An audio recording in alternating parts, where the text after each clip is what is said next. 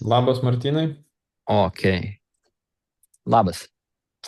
Tai ką, pradedam. Pristatyk trumpai, kas tu ir iš kur tu kilęs. Aš Martynas Tankievičius, esu Vilnietis ir turbūt trumpai prisistatant, tai esu kartingo entuziastas.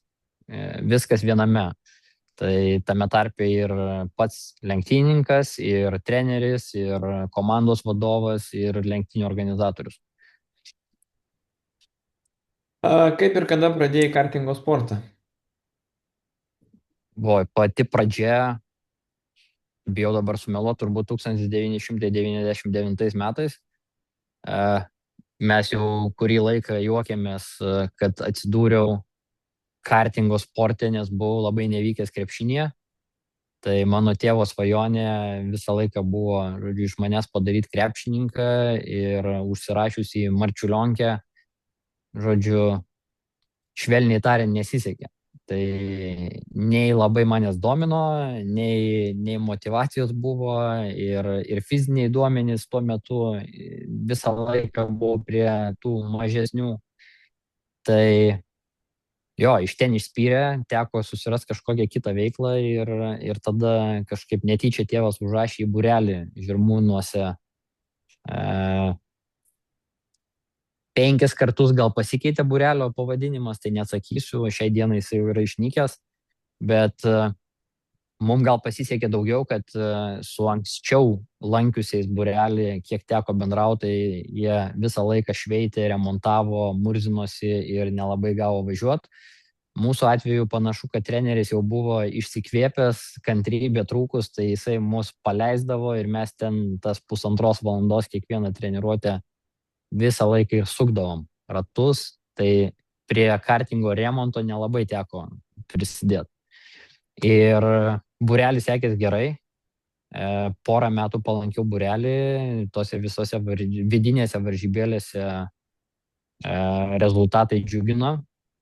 Ir treneris pasiūlė važiuoti, žodžiu, pradėti ieškoti savo asmeninio karto, sportinio ir iš jo buvusio sportininko ir nupirkom. Berods. Tai mano pirmasis startas su sportiniais kartais po ilgų treniruočių. Visą vasarą zyziau tėvui, kad noriu varyti į treniruotes, tiksliau į varžybas, bet vienoj trasoje sakė, kol nebus ten tam tikro laiko, nepamenu dabar kiek, tiek šlifuot plytinės kartodrome. Nu ir kantriai ilgai, kiekvieną savaitgalį po 2 dienas atšlifavus, rudenį pagaliau išvažiavom į pirmasis varžybas pasibandyti. Tai jeigu atvirai nepamenu, kaip sekės, bet žodžiu, tai startas mano jau su sportiniais nuo 2001 ir profesionaliai skaitau, sportavau po tėvo prieglobsčių iki 2010 metų, kada po krizės, ar nežinau, čia įkarštis krizės, ar jau į pabaigą, buvo pakankamai sunku su finansais ir nusprendžiau, kad viskas, ką mes galėjom pasiekti čia Baltijoje, tai dalyvavom Lietuvos ir Baltijos čempionatuose, nekartą tapom čempionais, o biudžeto važiuoti kažkur Europą tuo metu nebuvo, tai nusprendžiau pats baigti ir perleidau visą savo techniką broliui, kad jis dar galėtų porą metų pasportuoti. Ir finišavo, žodžiu, savo karjerą, vis tiek labai nesinorėjo kažkur tai pabėgti iš to kartingo sporto, nes visą laiką, nu tikrai, dega širdį, tai pradėjau treniruoti. Ir vieną sportininką, kitą sportininką, paskui tame tarpe ir savo brolį, ir vienas po kito, paskui jungės 2015, ne, 13 metais įkūrėm savo komandą ir iš to gimė lenktynių linija. O kiek pilnų sezonų lenktyniavai ir kokiuose šalyse čempionatuose įsivažiavęs? Nu, dabar nekalbam čia apie paskutinius metus, bet vat iki, sakykime, iki 2013. Tai aš kada finišavau 2010, tai tuo metu mes važiavom Lietuvos čempionatas ir Baltijos. tik tai 2 šitus čempionatus, o šalis buvo Lietuvos čempionatą kartais ir Lenkijoje, Suvalkose darydavo. Tai va, tuo metu buvo matyta, nežinau, iki 10 trasų, ne daugiau. Tai va, po mano sugrįžimo, kada vėl nusprendžiau, kad noras yra išbandyti save ir įrodyti sportininkam, kad viskas yra įmanoma, tai dabar turbūt jau 3 kart daugiau trasų teko aplankyti negu savo karjeros pradžioje. O žinai, kiek per visą gyvenimą esi pravažiavęs lenktynių? Jeigu atvirai, niekada neskaičiavau. Mano turbūt toksai vienas. Aš vien per paskutinius 4 metus turbūt pravažiavau apie 60 lenktynių. Iki tol, iki 2010 metų, mano toksai buvo, kaip čia, matavimo vienetas, tai apdovanojimai. Tai aš pabaigęs karjerą susiskaičiavau, kad turėjau 120 iš viso taurių ir kitų apdovanojimų. Tai va, dabar, kai pratęsiau vėl karjerą nuo 20 metų, nežinau, dar neskaičiavau, laukiu, kol persikraustysim į naujus namus, savo kambarį įsirengsiu didelę sieninę lentyną ir, žodžiu, visus apdovanojimus susistatysiu. Okay, bet taip, jeigu reikėtų spėti, tai manau apie 300 lenktynių turbūt yra suvažiuota. Gal net ir daugiau. Ir čia viskas kartingo lenktynės? Taip, viskas kartuose. Kitose sportuose, jeigu atvirai, nelabai yra ir laiko, kada sudalyvauti, nes dabar šiomis dienomis, kad ir šiais metais, tai kai mes varom į čempionatus, aš galiu sau leisti dalyvauti tik tai užsienį, kur mūsų komandos sportininkų važiuojančių yra mažiau. Tai Lietuvoje mes turim 10-15 sportininkų, su kuriais dalyvaujam Lietuvos ir čia vietinėse lenktynėse. Tai paprasčiausiai nėra laiko, galimybių ir pačiam važiuoti, ir palyginti datą, ir stebėti kiekvieną trasoje. Tai va, stengiuosi dalyvauti jau kažkur užsienį, kur su manim kartu važiuoja 2-3 iki 5 sportininkų. O kaip kilo mintis organizuoti Rotax Max Challenge Lietuvoje? Jeigu atvirai, tai čia toks paveldėtas reikalas. Pačiam man nieks nekilo, iki tol mes dalyvavom patys šiuose varžybose ir nežinau, mūsų struktūra, ta Rotaxo, tai grubiai yra gamintojas, Austrai. Beje, šitas gamintojas ne tik tai kepa kartinginius variklius, jų pats populiariausias, jeigu neklystų, yra ultralight lėktuvų varikliai. Čia yra pagrindinis jų verslas. Arba iš kitos pusės, jeigu, nežinau, tekia kažkam varyti su vandens mocais, sniego mocais, su bagiais, labai stipriai tikėtina, kad tai buvo BRP prekės ženklas ir tai yra ta pati gamykla. Tai aš spėju, kad kadangi išsikvėpė iki tol buvęs organizatorius, jo, jeigu neklystų sūnus, nemažai lenktyniavo, važiavo ir tuo metu buvo interesas organizuoti šitą seriją, tai jam išsikvėpus su manim susisiekė Estas, tai mūsų viso regiono distributorius, ir sako, žodžiu, tiesiog reikia imti ir daryti, nes nėra kam, o tuo metu kažkaip prisėmėm tą atsakomybę ir dabar jau kokie 8-9 metai su mūsų organizavimu dalyvių kiekis po truputį vis auga. Tai tas pakankamai džiugina, nes nėra lengva kartingo sportas.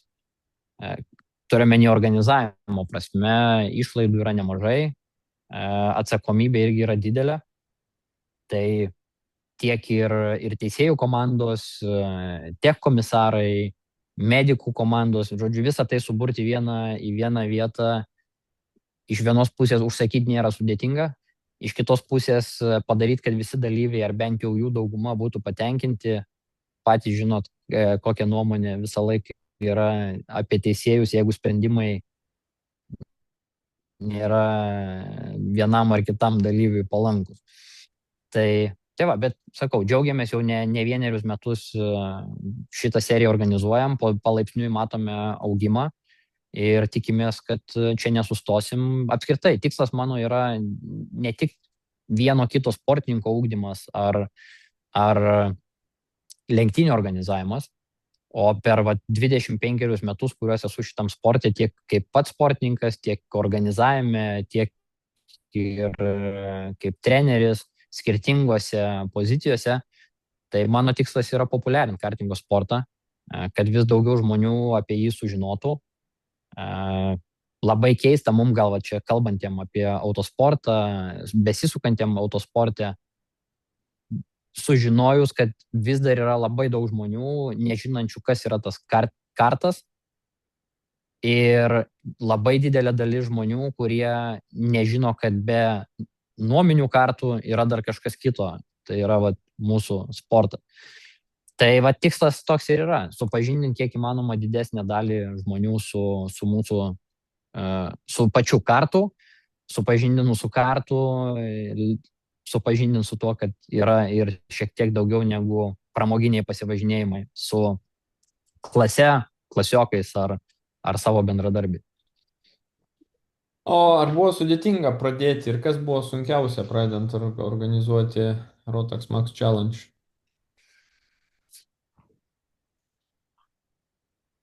Viską yra labai paprasta padaryti, jeigu turi pakankamai pinigų. Tas pats manęs asmeniškai. Nesutinku. Gal tada nebuvo pakankamai pinigų.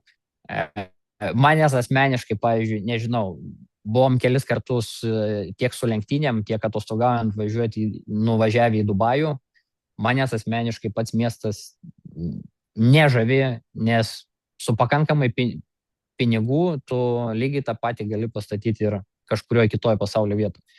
Tai lygiai tas pats ir čia su lenktynių organizavimu. Jeigu pinigų nebūtų stygiaus ir nereiktų skaičiuoti, kaip suorganizuoti lenktynės su turimų dalyvių skaičium, tai mes padarytumėm ne tik lenktynės, bet ir labai gerus renginius. Turiu omeny, kad būtų įdomu varyti ir žiūrovams, ir būtų ką veikti vaikams ne tik tai trasoje gazuojantiems, bet ir šalia jos, broliams, sesėms ir panašiai. Tai sunkiausia dalis turbūt ir yra, kad rasti tą balansą tarp startinio mokesčio, nes kuo jis didesnis iš vienos pusės, tuo teoriškai turėtumėm surinkti daugiau pinigų, bet tuo mes, aišku, ir keliam patekimo į varžybas barjerą. Tai tikslas yra kiek įmanoma daugiau dalyvių, tam, kad galėtumėm suorganizuoti kiek įmanoma kietesnį renginį. Tai tas balansavimas. Sunkiausia yra turbūt rasti balansą tarp dalyvių kiekio, startinių ir visų išlaidų. Šiai dienai, ta prasme, lenktynių organizavimas nėra pelninga veikla. Džiaugiamės, jeigu sugebam išsilaikyti ant nulio, o dėl to taip gal ir gaunasi, kad iš vienos pusės, jeigu neturėtumėm savo komandos, tai ir lenktynių organizavimas visiškai nebūtų dominantis reikalas, nes paprasčiausiai uždirbti iš jo šiai dienai su esamų dalyvių skaičium neįmanoma. O kokios didžiausios buvo? Gal nesitikėjai tokio atsakymo, bet iš tiesų lenktynių organizavimas. Nežinau, su lenktynių organizavimu nešauna niekas į galvą, bet su komanda esame pasimovę vieną kartą, kaip ir labai daug kitų jaunų verslų, tai per greitas augimas. Kai tu turi sportininkus, jiem gerai sekasi, su juos gerai ugdai, jie veža rezultatus, nori jungtis kiti. Ir berods 2018-2019 metais komanda per metus padvigubėjo. Ir aišku, tada suvaldyti visą tą ūkį, neturint pakankamai patirties, buvo pakankamai sudėtinga, prisidarėm klaidų ir tada vėl turėjom nuosmukį, bet tas yra labai gerai, tas ugdo, gavom pamokų ir per ateinančius kelis metus susidėliojom struktūrą, trenerius, mechanikus taip, kad pasiekėm praktiškai tą patį, ką turėjom ir sugebam su tuo susitvarkyti. O kiek laiko reikėjo, kad viskas, vadinkim, įsivažiuotų ir veiktų savaime Rotox Max Challenge? Ar tai niekad neįsivažiuoja ir visada turi judinti? Aš sakyčiau, kad šiai dienai mes dar nesam pasiekę to lygio, kad galėtum tiesiog paimti ir palikti visą šitą organizavimą savarankiškai. Tai prisideda ir šeimos nariai, beje, prie organizavimo lenktynių, tiek registracijoje, tiek su medija. Tai nors mediją mes kaip ir teamą samdom ir labai juo džiaugiamės, bet paprasčiausiai ne varžybų metu kažkas visą tai turi padėti prižiūrėti. Komandos nariai šiai dienai dirbo pakankamai savarankiškai, bet sakau, kaip ir su kitom temom, nelabai gaunasi viso to palikti, vis dar reikia skambinti dalyviam, raginti juos registruotis, pastoviai palaikyti ryšį su komandom, su tėveliais, su tais pačiais vairuotojais, tiek gyvai, tiek susirašinėjom įvairiose platformose. Tai manau, kad ta vieta yra pakankamai svarbi, dėl ko dalyviai pasitikė, nori ir dalyvauja pas mus lenktynėse. Ir tai yra ta vieta, kurios mes niekada turbūt ir negalėsim taip paleisti, nes savaime norės dalyvauti, jeigu nejaus, kad jie turi kažkokį tai papildomą dėmesį iš organizatorių. Supratau, o ką veikia iki pradedant organizuoti Rotox Max Challenge? Apart, kad tu, kartais treniruodavai kitus lenktynininkus. Jo, tai mano gal vienas iš dalykų, kodėl mes nepabūgom pasimti šį iššūkį papildomą, tai daug metų aš pats dirbau 1000 km lenktynėse. Mano atsakomybėje buvo visa renginių infrastruktūra. Tai nežinau, čia žiūrovai, kurie stebės, jeigu yra buvę 1000 km lenktynėse, tai grubiai mano atsakomybė buvo viskas nuo renginio tvorų, apsaugų, VIP paviljonų statybų, elektros generatoriai, scenos, žodžiu, trasos saugumas, blokai ir taip toliau, ir taip toliau. Tai visa renginio ūkinė dalis, visa infrastruktūra realiai buvo mano atsakomybei apie 7 metus.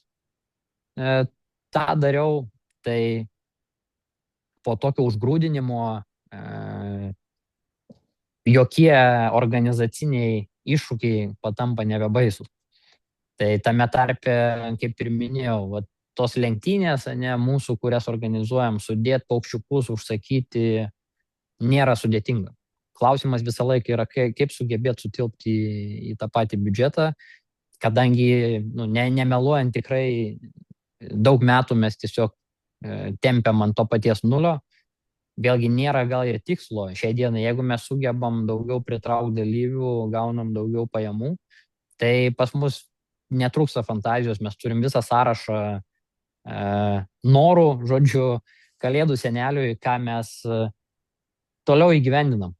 Tai džiaugiamės, pernai metais, tiksliau šiais metais, 25-aisiais, visas sezonas buvo filmuojamas ir transliuojamas live į YouTube.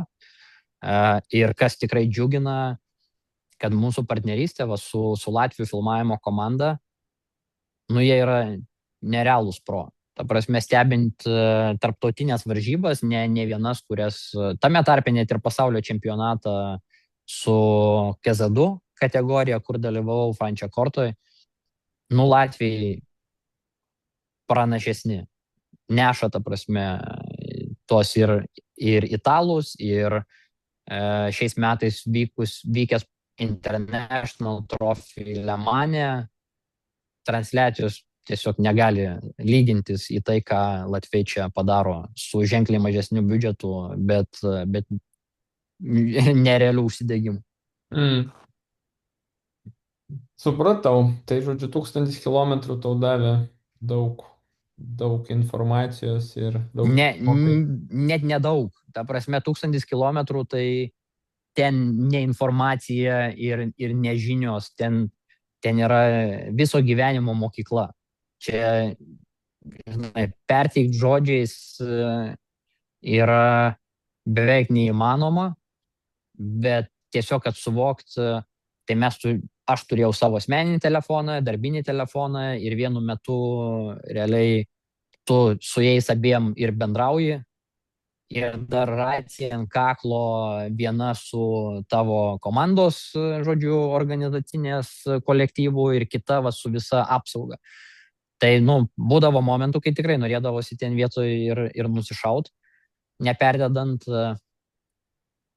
Kalbant apie pokalbius, tai man atrodo, rekordas yra per mėnesį, bet per tą organizacinį mėnesį 60 valandų pokalbių. Šiais laikais jau tas mūsų bendravimas, kalbėjimas, telefonų naudojimas, jis kaip ir, nežinau, turbūt čia neskamba labai, kaip pasakyti, neskamba labai išskirtinai, bet atsukant čia 10-15 metų atgal, sakau, 60 valandų darbinių telefonų vienu prašnekėt, jau ranką paskausdavo, kaip reikiant. Belaidžių ausinių dar nebuvo tada. Kokybiškų ne ir tai sakau, tikrai ten ne tik tai kažkokios žinios ir pamokos, ten realiai išgyvenimo mokykla ir vėl tą patį renginį suorganizuoti, sudėti tos paukščiukus, užsakyti 1, 2, 3 poziciją nėra sudėtinga, bet praktiškai kiekvienam žingsnį sutarta, kad generatorių turi atvežti 8-9 ryto, 2 valandą skambini jau 4 sykį ir tau pasakoja, kaip važiuoja nuo Klaipėdos, jau pusiaukeliai, nuo Klaipėdos iki Palangos ir tau realiai tas generatorius atkeliauja kitą dieną. O scenos, pavyzdžiui, atvažiavęs kolektyvas laukia elektros, nes jiem reikia iškelt scenos stogą ir reikia šiandien būtinai iškelt, nes taip yra sutarta, nes kitą dieną jų visas kolektyvas pastatė sceną, turi važiuoti jau į kitą renginį. Tai jo, sakau, užsakyti visą mantą ten nieko sudėtingo nėra, bet viską sumanedžint, kad būtų laiku ir daug sprendimų probleminių reikdavo spręsti ten vietoj. Turi problemų ir tada bandai gesinti tą gaisrą. Tai 1000 nesugriuvo, nei su mano priežiūra, nei paskui man išėjus. Tas labai džiugina, iš tiesų, bijau sumeluoti, kiek dabar metų, 20 irgi keli renginys. 6 galbūt dabar. Jo, tai kosmosas. Sugebėt padaryti renginį tiek metų iš eilės, nepaisant visų ekonominių krizių, covidų ir taip toliau, tai milžiniška pagarba. Ne, turbūt be 27, nes jeigu pirmieji buvo 2000-aisiais pirmos lenktynės, tai 27 kartas bus. Jo, tai sakau, tikrai kosmosas. Milžiniška pagarba Dariui už tai, kad sugeba padaryti praktiškai neįmanoma. Važiuojam toliau. Vienu metu pats nelenktyniavai. Tai buvo pertrauka berods nuo 10 iki 20 turbūt metų. Tai klausimas, kaip kilo mintis vėl dalyvauti Rotax Max ir KZ2 ir važiuoti į pasaulio čempą? Tai, žinai, noras visą laiką buvo, jisai degė, paprasčiausiai nebuvo niekada finansinių galimybių. Po truputį išjudinus tą pačią komandą, organizavimą, taip pat detalių prekybą, kartų, po truputį vėl atsivėrė galimybės pabandyti pačiam. Tai mano pirmas toksai sugrįžimas buvo berods 2018 metais Latvijoje. Tai varvinau seilę, iš tiesų Latvija irgi prieš 10 padarė kosmosą, tai sugebėjo organizuojant varžybas surinkti virš 200 lenktynininkų. Tai tame tarpe klasė, kuri mane domino, DD2, tai Rotax, žodžiu, su 2 bėgiais. Toj klasiai varžybos po varžybų stabiliai rinkdavosi 30 plus vairuotojų. Ir kadangi mano laikais, tada seniai, kai sportavau, mes tokių skaičių gyvenime nesam matę, tai žiauriai buvo noras sėsti ir pabandyti, ką reiškia, žodžiu, lenktyniauti, kai trasoje realiai nėra laisvos vietos. Tai vienas lenktynės Latvijoje sudalyvavau, kitais metais vėl iššokau į dar vienas ir 20 jau susikonstravau pilną savo kartą ir tai lenktynės po lenktynių, dar lenktynės po lenktynių, žodžiu, ir vėl užsikabinau ir įsisukau į šitą lenktyniavimo liūną. Ir tai nuo 20 metų pradėjau savo naują karjerą, kurios metu realiai varėm į užsienį, Eurotrofį, centrinė rytų Europą irgi čempionate dalyvaujam. Tai per tuos metus 3 kart Eurotrofį tapau vicečempionu, centrinės ir rytų Europos čempionų 4 kartus.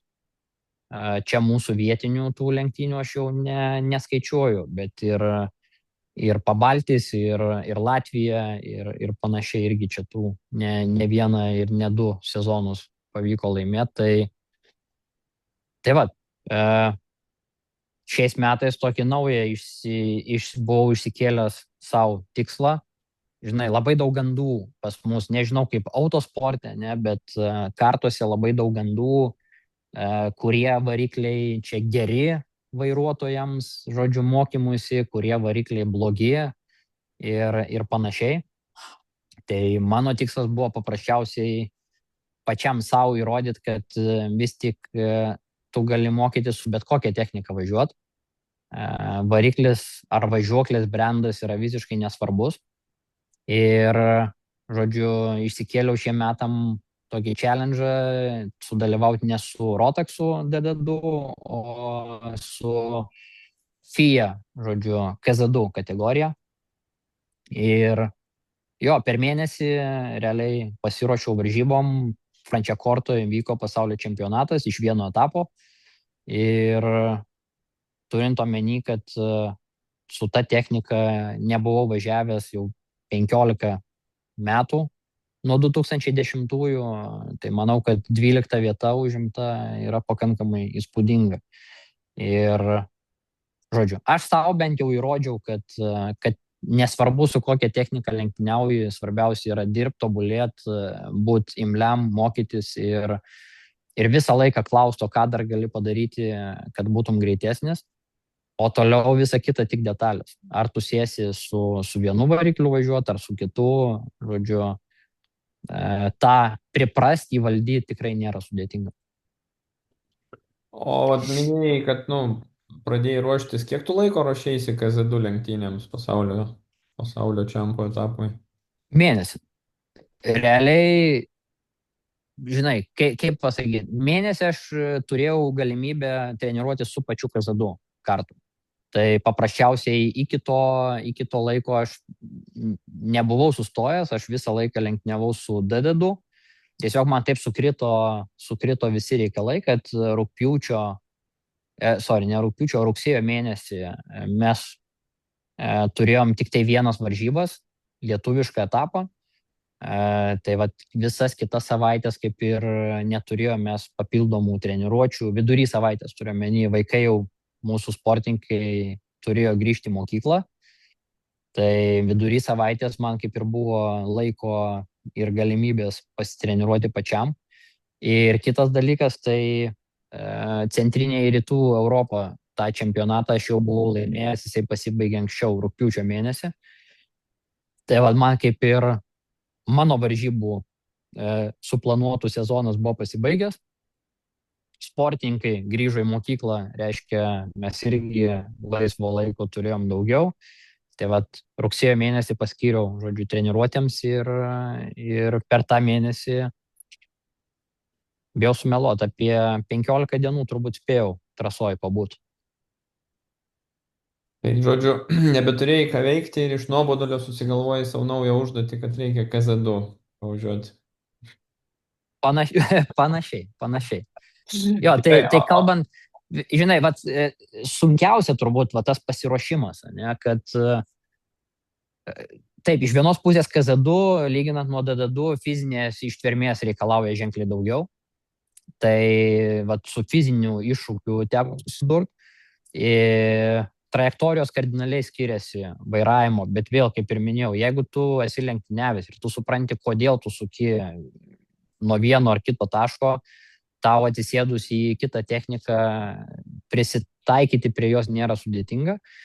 Ir pagrindinis turbūt iššūkis, su kuriuo susidūriau jau nuvažiavęs į pasaulio čempionatą, buvo tai, kad trasos kardinaliai skiriasi. Jeigu mes čia tam pačiam Plytinės kartodrome treniruojantis, Lietuvos visos tos trasos, kaip vadinam, yra Mickey Mouse'ų traselės, žinai, kur tu suki ir suki, visą laiką esi posūkyje. Tai Plytinė žiauriai gerai fizinė prasme, bet tu nelabai gauni greičio pojūčio. Tuo tarpu Franciacorta, trasa, į kurią išvažiavau į tą pasaulio čempą, greitis trasoje siekia 150 km/h. Trasa žiauriai greita, aš bijau dabar sumeluoti, bet man atrodo vidutinis greitis ar 102 km/h. Tai tiesės ženkliai ilgesnės, minimalus greitis posūkiuose ženkliai didesnis. Tai pirmus važiavimus ant tos gumos sukibimo man buvo iššūkis važiuoti tiesiai. Ta prasme, ant tiek tu važiuoji didesnių greičių, kad turi dar ženkliai tiksliau laikyti vairą. Sakau, mane patį paprasčiausiai nustebino, ne tiek metų lenktyniavęs ir nesugebu pavažiuoti, žinai, visiškai tiesiai. Nes truputį, žinai, tasė visi į šonus. Bet taip 2-3 važiavimai ir važiuoji taip, kaip reikia. O kiek kūro, padangų ir variklių sudeginai per pasiruošimą per tą mėnesį?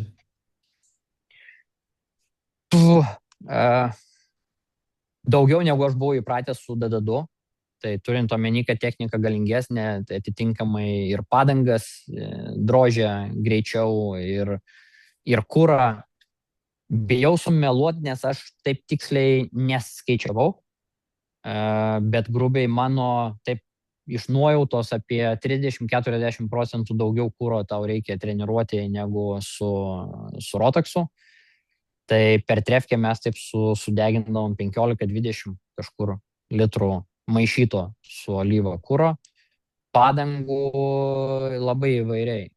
Buvo dienos, kada treniravausi grinai ant vieno kvalifikacijos rato, tai ir 4 komplektus per dieną tada sunaudojai, bet tie komplektai niekur nedings. Paskui, jeigu važiuoji kitas 2-3 treniruotės, tai ant ilgesnių distancijų tu tas pačias padangas sudroži.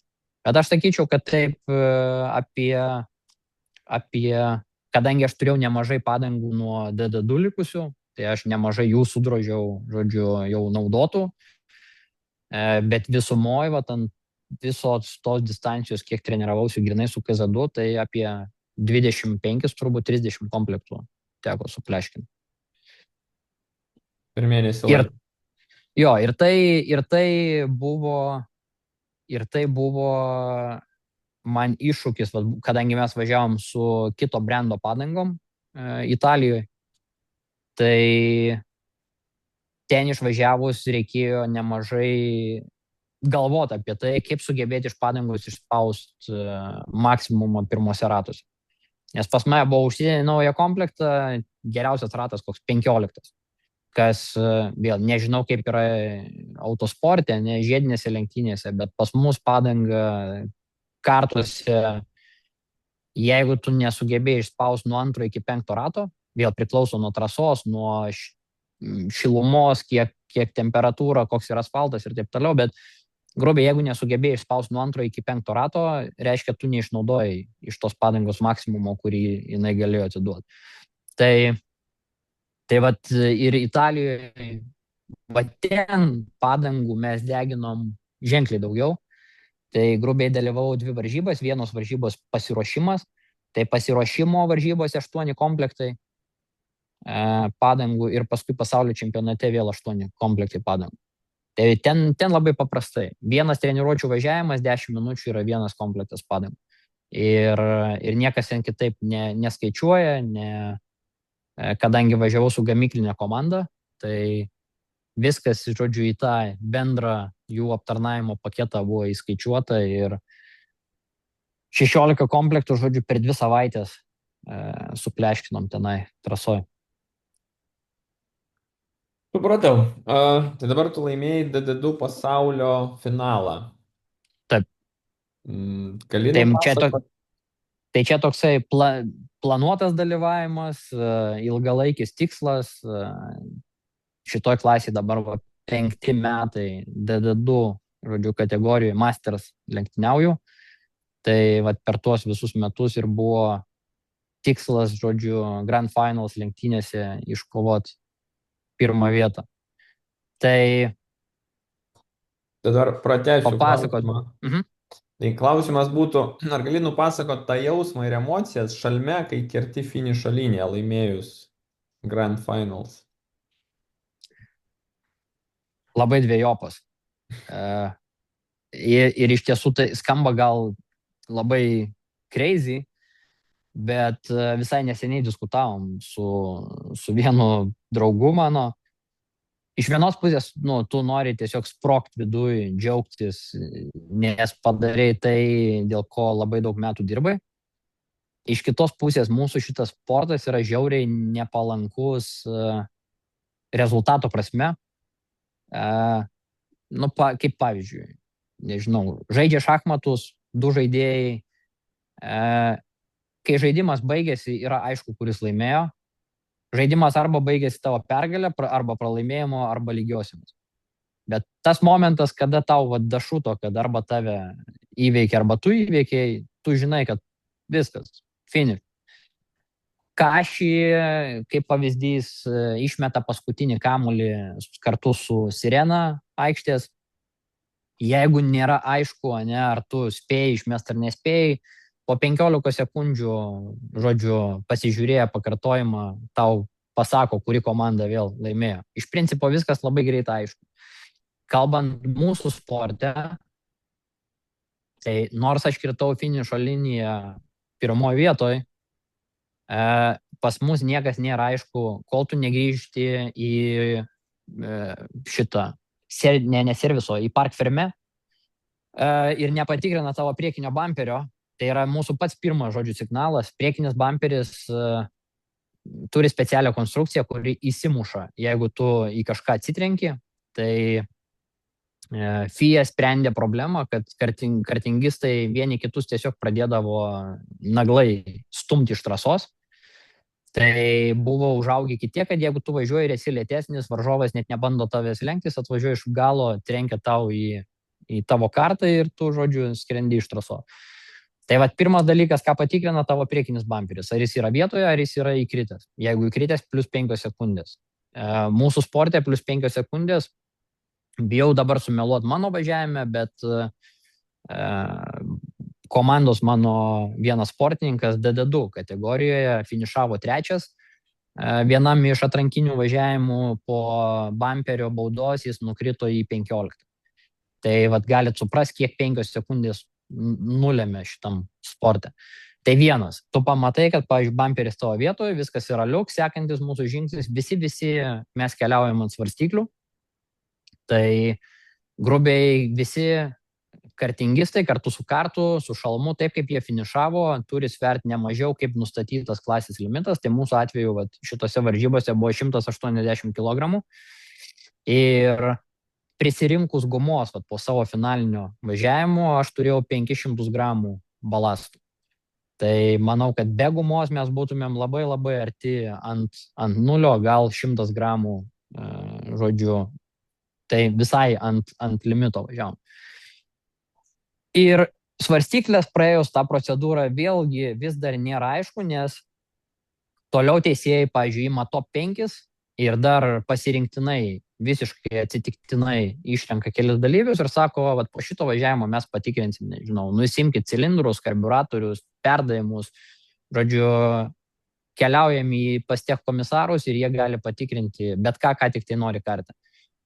Ir nors kaip ir tu nečytini, kaip ir žinai, kad viskas turi būti gerai, bet viduje vis tiek, žinai, kirba, kad, blembo, jeigu kažkas nepatiks, nežinau, vienos ar kitos detalės tvirtinimas, ar kaip, pavyzdžiui, aš nežinojau, po pusfinalio aš jau buvau nusivylęs, kad mane neblogai apdaužė, aplaužė per pusfinalį 4 kartus ore, buvau pakilęs ir su sulaužytų bumperiu grįžau.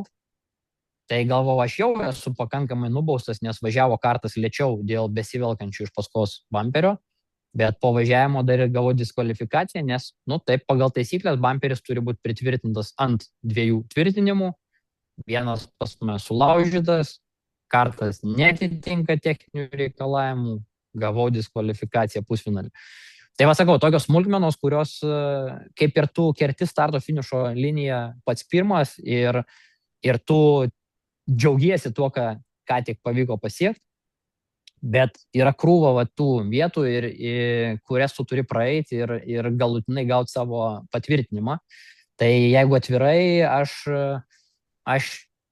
tai 100% netikėjau turbūt dar kokios porą valandų iki finišo, kol mes negavom net ir jau oficialiai teisėjų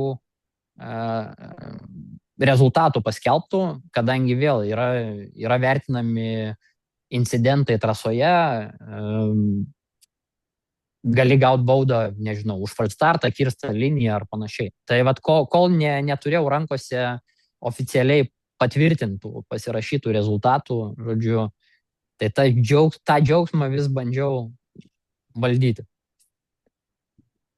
Tai sorry, žinai, labai, labai plačiai gal išsiplėčiau, bet jo, tas skirtumas, kad daug sportų tu rezultatą sužinai tą pačią sekundę ar per pusę minutės, o mūsų atveju kaip ir tu žinai, kad viskas yra gerai, bet sunku to patikėti, tol ko neturi final rezultatų.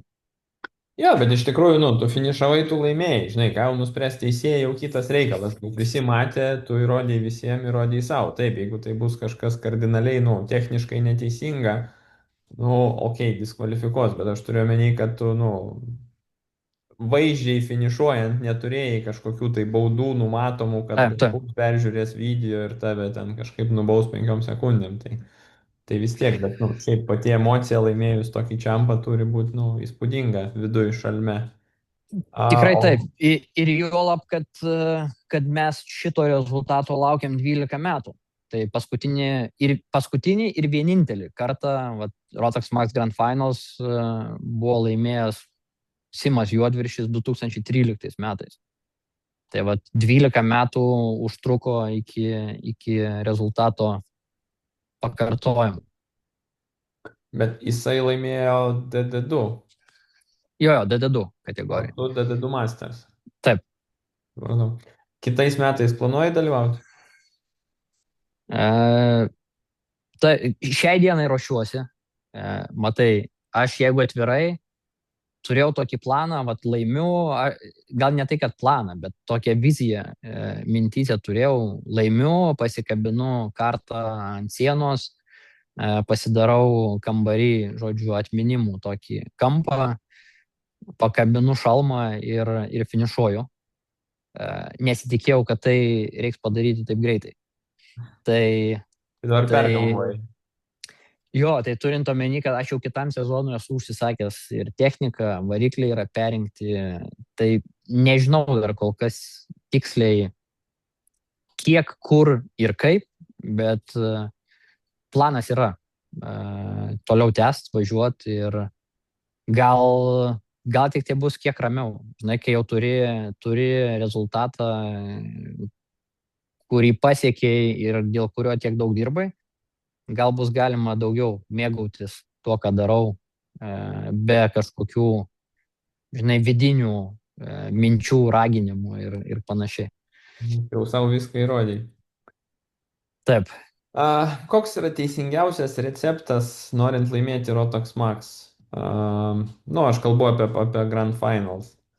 Ir kokios kitos kartingo pasaulio taurės, nu, arba kažkokias kitas kartingo pasaulio taurės arba čempionatus.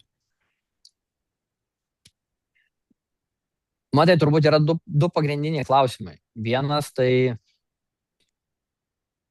ar tu esi pasiruošęs ir lygiavertis varžovas kovoti su kitais dėl tų pirmų vietų, ar tu kol kas dar keliauji savo karjeros, nežinau, pradžioj, vidury ir dirbi, kad priartėt prie greičiausiųjų. Tai jeigu tai būtų karjeros pradžia, vidurys, tai tikrai stipriai reikia dirbti su fiziniu pasiruošimu, trajektorija, mokymosi skirtingų vairavimo stilių, technikų, gilintis į karto reguliavimus.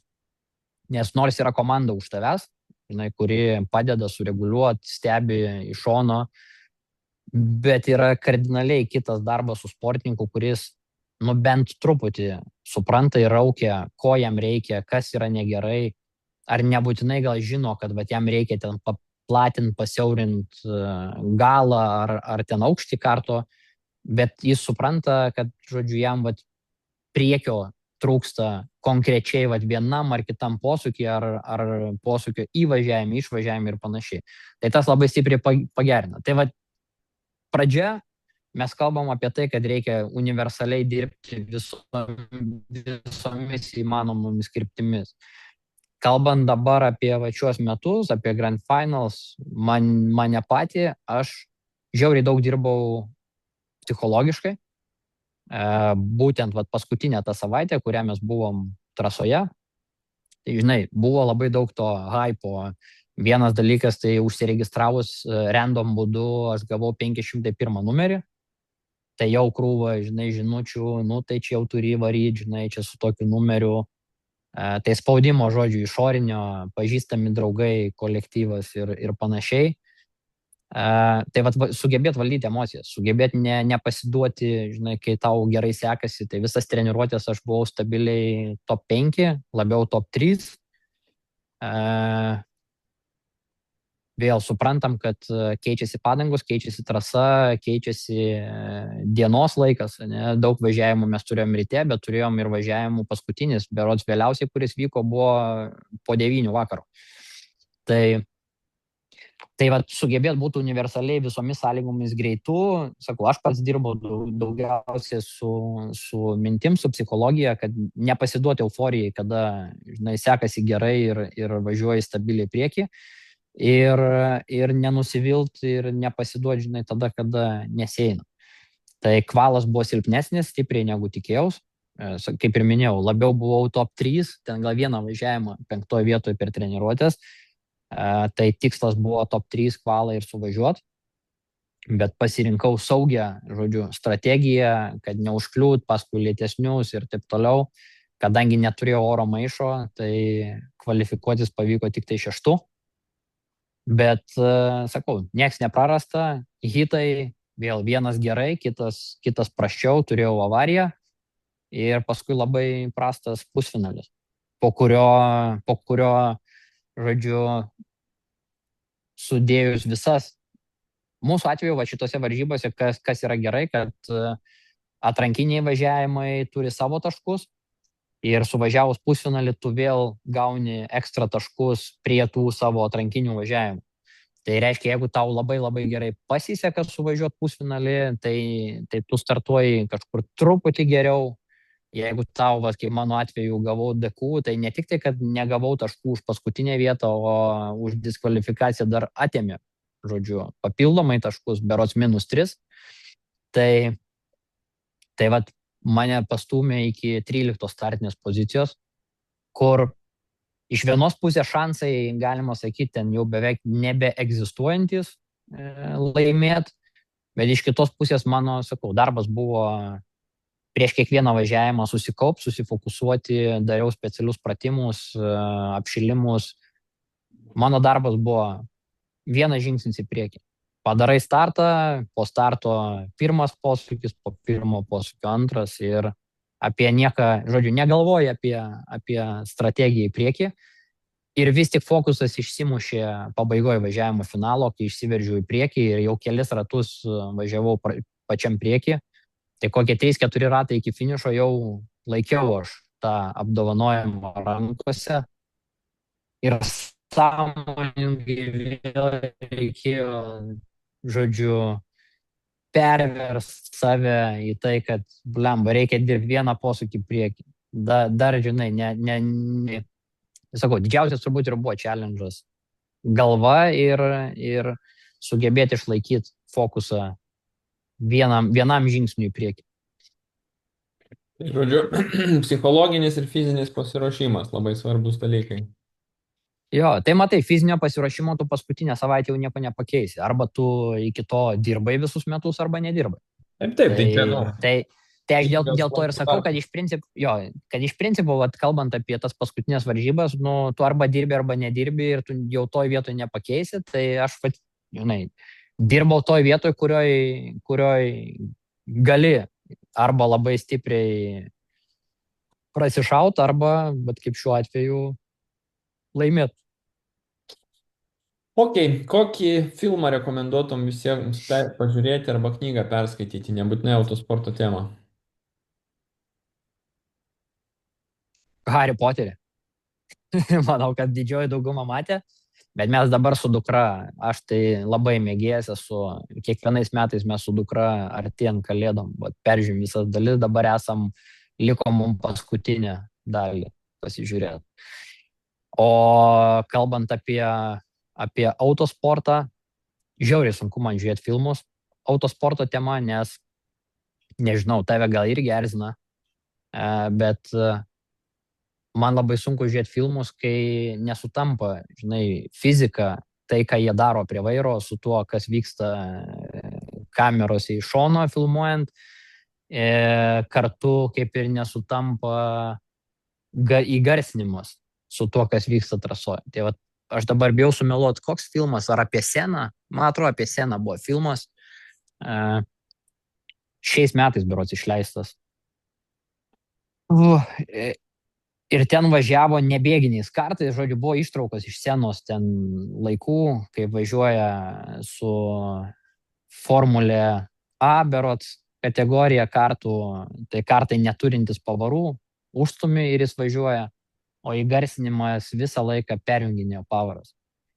Tai va, čia tokie, žinai, mūsų autosportininkų turbūt lyga yra. Tai man labai sunku kažką tada rekomenduoti, nes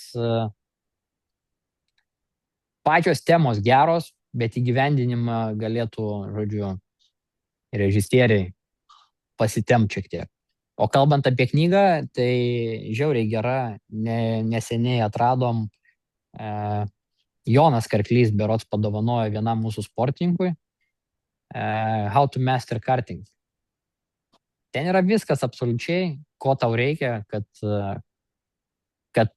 tu galėtum net, nėra, kad tave spaudži kažkokį vieną stilių, o ten yra parašyta knyga apie tai, kaip sugebėt atsiskleist tau su tavo stilium ir ką reikia daryti, kad būtum greitas. Tai iš tiesų žiauriai gera knyga ir labai gaila, kad nemažai kam duodi į rankas ir vis tiek nesugeba jos perskaityti.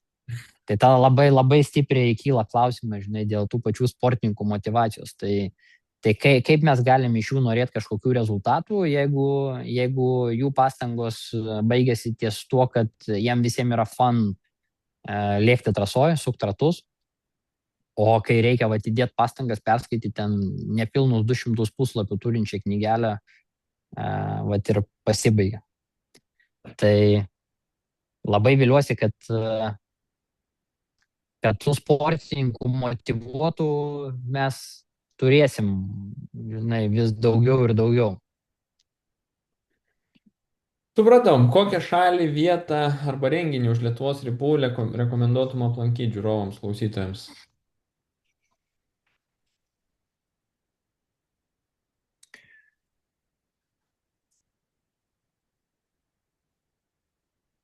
Sunkus klausimas. Matai, mes Rotax Grand patys, Finals. kai keliaujame. Ne, tai Grand Final iš tiesų, jeigu šiaip yra nemažai žmonių, kurie keliauja, pavyzdžiui, jie nesportuoja, jie neturi ten, jų vaikai nesportuoja, o jie atvaro į Rotax Max Grand Finals grinai į šventę. Tai iš tiesų pats renginys, mes pradžioje, aš gal nepapasakau, ypatingas tuo, kad į jį patekti gali tik tai čempionai.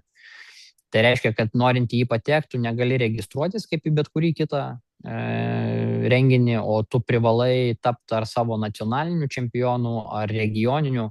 Žodžiu, į visą pasaulį Rotaxas paskirsto bilietus ir tuos kelialapius, jeigu tu nori būti grand finaluose, tu turi, žodžiu, laimėti renginį, kuris tą bilietą turi.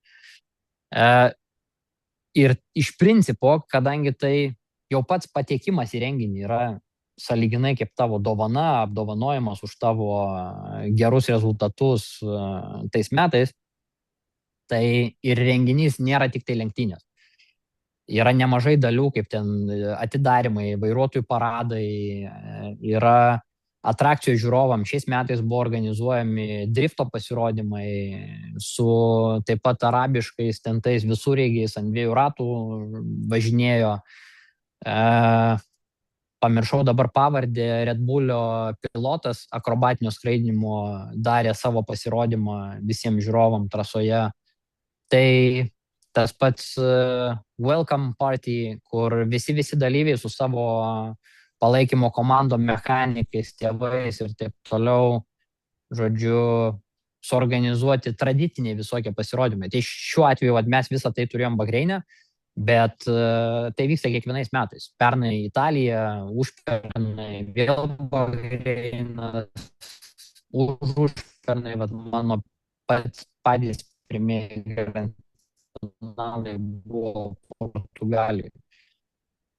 Tai renginys tikrai vertas dėmesio, arba 26 metais renginį, kadangi vyks Europoje, vėl į Portugaliją sugrįžta, bandysim pasimti, žodžiu, viešbutį, vietą, kad tas lenktynės kaip minimum stebėt iš žiūrovų pusės.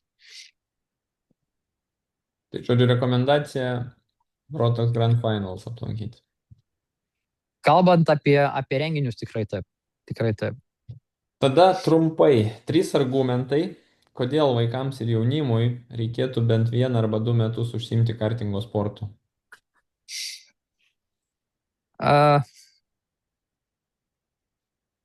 Žinai, kalbant apskritai, kartingo sportas gal nėra tik tai kuo mes užsiemam, ne? Tai yra ir tie patys kartingo būreliai.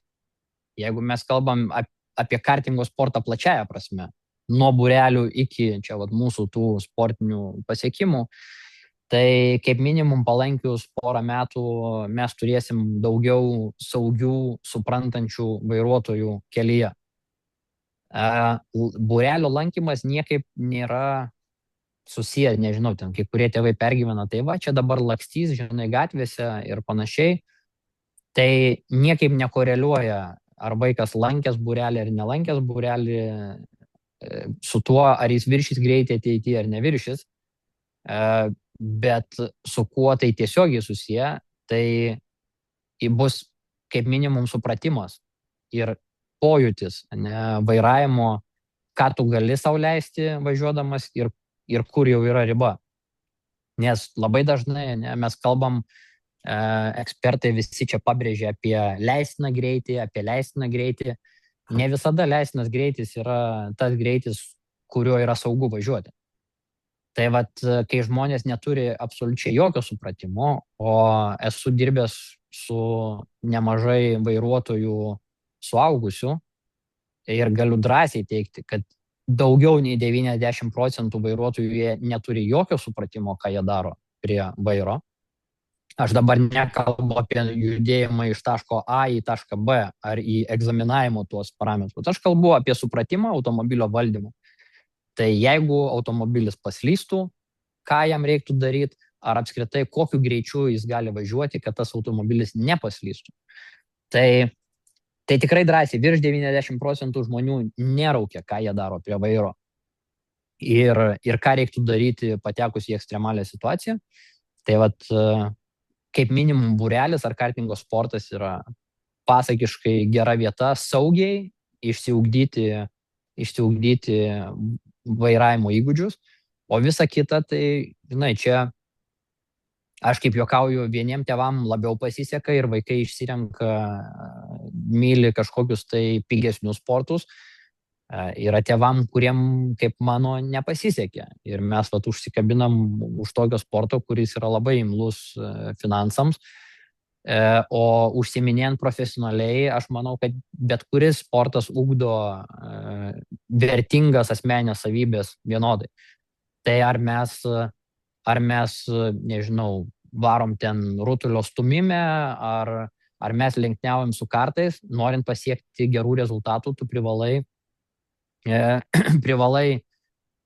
išmokti dirbti visų 100%, siekti rezultato, ir visos tos savybės, tavo asmenės, paskui tau praverčia gyvenimą. Ar tuose pačiuose versluose, ar, nežinau, darbuose ir panašiai. Tai bent jau aš to tikiu ir stiprus charakteriai, mano galva, užauga būtent profesionaliame sporte. Supratau, labai išsiplėtei, bet mintį perteikiai. Tai Gerai, einam prie blitz klausimų. Tai OMP ar Sparko? Sparko. Reebok ar Nike? Naikas. Filmas ar knyga? Filmas. F3 ar LMP3 automobilis? F3. iOS ar Android? iOS. Nordschleife 4 valandų lenktynės ar Palangos 1000 km lenktynės? Palanga. Rallycrossas ar driftas? Rallycrossas. Max Verstappen ar Ayrton Senna? Senna. Supermanas ar Batmanas? Supermanas. McDonald's ar kebabinė? McDonald's. Nu ką, Martynai, tiek šiandienai. Ačiū tau už interviu. Ačiū tau labai už skirtą laiką. Susitiksim pavasarį plytiniai turbūt. Būtinai. Gal ir žiemą. Aš tikrai tikiu, jeigu bus sniego, tai žiemą mes tave tikrai pamatysim trasoje. Sunkiai, nes žiemą kitų planų turiu, bet galbūt. Ok. Tai jei ne žiemą, tai pavasarį plytinė bus ta vieta arba aukštadvaris, kuriame tikrai gyvai suksime ratus. Taip. Tai gerai, tai viso. Čiau.